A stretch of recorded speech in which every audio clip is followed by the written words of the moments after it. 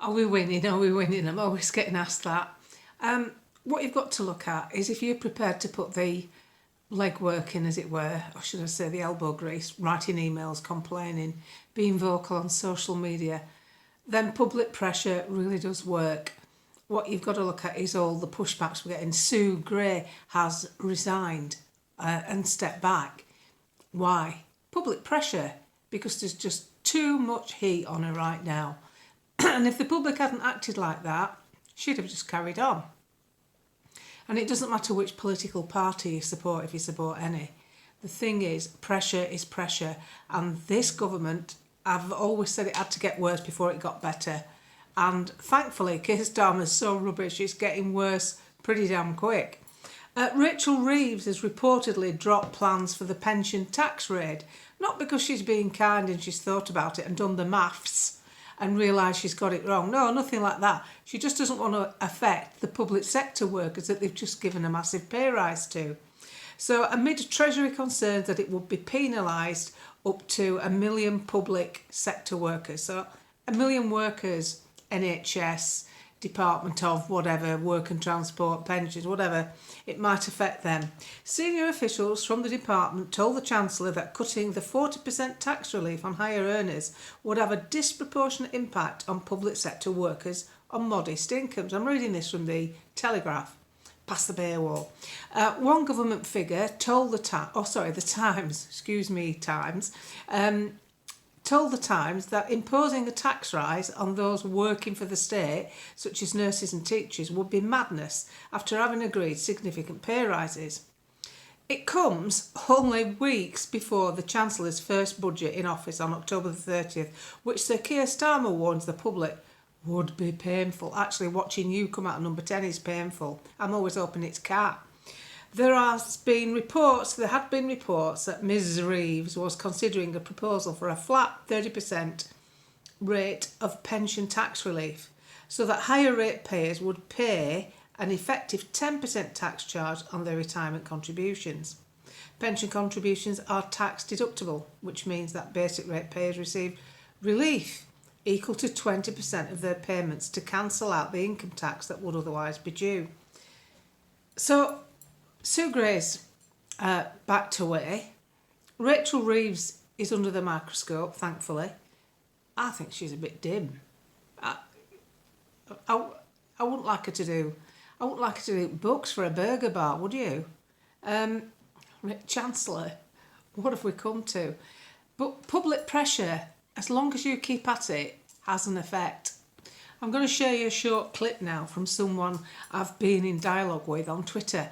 I'm quite impressed by him. I watched him on Winston Marshall's podcast. It's called Sunil Sharma. And this is what he has to say about immigrants. He's very articulate and I think he gets a very good point across here, but tell me what you think. 80s and even 90s, I think they came to be a part of Britain. They saw the opportunity. This is actually, this is going to be better for our lives. We want to, we agree with the British value, largely Judeo-Christian values in the West, and we want to be a part of it, and we want to our children to be a part of it, and they're going to really encompass the British culture. But that is not the case now for the population of people coming into this country. We know for a fact some of them are just seeking pure refuge. Some of them are taking advantage where it comes to the benefit structure. Some people now come into this country on, not some, I think there's actually large sums of people that come to this country that actually have a genuine hatred towards Western values and Western culture. Hatred, I don't know how else you could describe it. You see some of the riots or protests that we see on a regular basis. We've seen the abuse that the Jewish community has got in the last year. Well, it's been going on for longer than a year, but in particular since October 7th last year. There is a complete unwillingness to try to adapt to the Western culture, and we in Britain, I think, have done a terrible job in terms of making those values clear and actually standing up for them. And I think that's why it's often going to be people like myself who are a different skin colour who will have the courage to say something like this, because I think if you speak to the majority of Brits, regardless of skin colour, they would all want to see our British values be protected and our culture. Okay, this is great, because this is actually something that I've tried to have this conversation on the show a few times. Everyone has a different answer. Pain. Now, when you see someone like that, when Sunil speaks like that, and you know he's got the freedom to do that because of his skin colour, you can't crib at what he's saying because he's basically from immigrant parentage. He's obviously very articulate. He makes so much sense. I follow him on Twitter. He's also on Facebook, Sunil. It confirms that you aren't actually racist in what you're thinking. There's nothing wrong with your thinking, noticing around you that there's too many people here that don't want to assimilate to our values. I've said it before, when we bought our second home in Austria, we wouldn't be allowed to have it unless we assimilated to the immediate neighbourhood, let alone anything else. We had to have a meeting with the Gemeinde, which is the mayor of the area, and they had to make sure my credentials were good. They made sure I could afford to be there, and there's absolutely no way I'd get to be there if I was dependent on the state. Not a chance. And I had to abide by even the smallest bylaw, which I was happy to do because I wanted to be part of that culture, because I saw a well-run country with very little crime. Nobody had a burglar alarm in our village, with a respect for their elders, family values, and shops were closed at Sundays. They closed at Saturday lunchtime, and from Saturday lunchtime all day Sunday's a day of rest. People spent time with their families. You couldn't use noisy outdoor garden equipment on the weekend, during the weekend. They're great ideas. And in some areas in Austria, you're not even allowed to neglect your garden. You have to have your window boxes done with flowers in the summer. And that's compulsory in some places. It wasn't where we were. But the thing is, if you don't like the country, if you don't like what we stand for, whatever we are, whether it's great architects, fantastic inventors like Isambard Kingdom Brunel, or whether it's just an ordinary working class lad with a Kiss Me Quick hat on Blackpool Promenade, it's all part of Britain. And as I've quote this a million times, as Fred Dibner said, Britain was built by men in overalls and ruined by men in suits, and that is really coming home to roost right now. So I can highly recommend following Sunil. I'll write it in the intro on this video, because he makes so much sense. The Winston Marsall interview is into about an hour, I think. It's really, really good. And it's uplifting to see that instead of this division that can be created by thinking everybody thinks the same, and we get this divide between what we see as unsuitable immigration, it's quite clear that there's thousands and millions of people here that are highly suitable to be in this country, that are contributing to the economy, they're contributing to the welfare of the country through the health services or whatever job they're in. And there's nothing wrong with expecting those standards to follow through. I'm sick of people waving other people's countries' flags on our streets and yet seem to be embarrassed by the Union flag or the St George's flag.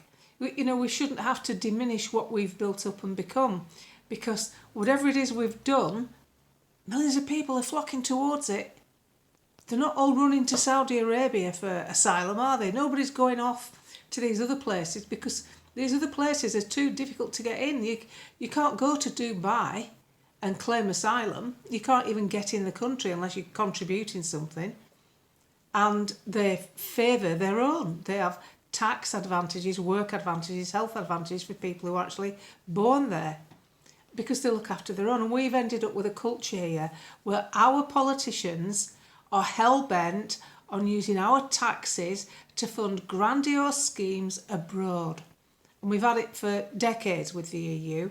And now, even though we've left the EU, we're sending money to non-government organisations, tag-like, and it's like laundering. It comes out the tax system and it goes to some corporation or batshit crazy scheme where, ironically, the money comes back to some manufacturer of something, be it weapons or other stuff, that's always done in the West. It's like money laundering. It's an excuse to get it out the tax system, like HS do. Get it out the tax system, give it to the contractors, and where are we really? We've got a train line that's not ready, that's going to get a businessman to Birmingham 20 minutes sooner. Get out of bed earlier. Go set off sooner. We don't need that. It's just a waste of billions and billions of pounds. How much money has been wasted by these clowns in politics? The COVID stuff was the tip of the iceberg. The money that was wasted on furlough by people fiddling it. I know one guy from Eastern Europe who had a business, general roof repairs and property repair business. So what he did when COVID struck, he separated all his businesses. He called it plumbing, heating. He separated it all and got the grants for each individual business.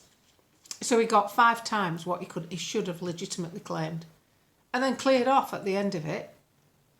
So the trouble is the systems that they set up are wide open to abuse, and the money that they spent. Everybody goes on about the billions wasted on PPE. Well, the billions wasted on all the PPE.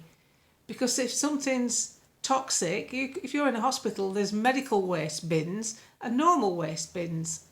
And yet this highly contagious disease that's a killer, you could put your mask or your plastic pinny anywhere you want, a supermarket bin. It just didn't make sense, did it? But a lot of money got spent. Track and trace, the app, was it 38 or 32 billion? We just waste money, tag lag. And the trouble is we're a country that's been swamped with newcomers, legal and illegal, and it's the channel crossings are the tip of the iceberg. They're not even the mainstay of what's coming in illegally. And we're doing nothing about it. Government after government doing nothing about it. And they could. Because all you need to do to stop these people coming in is threefold. Insist on identification. Your grandma can't get back from Benidorm if she doesn't have identification. So why are we unreasonable expecting someone, we don't know who they are, we don't know where they're from, coming on a dinghy to have identification? You've seen the videos on Twitter and Facebook of them throwing the passports in the sea. And why do you not want to be identified? Because probably you're up to no good. Probably you shouldn't be there. So insist on identification. That would get rid of so many criminal element illegals. And then stop the imports. Put an embargo on goods from France. The cheeses, the wine, the cars. Put an embargo. We're not taking any more till you sort this out. You see, what's happened with our illegal immigration is we've become France's Rwanda without them having to spend a penny. In fact, not even spend any money, get money donated to them from Britain. And all they have to do is just let the channel crossings continue. They're in no rush to stop them because coming to Britain gets rid of those people that they don't want from that country. And at the end of the day, it's a tragedy when life is lost because people are trying to make a new life for themselves. Of course it is.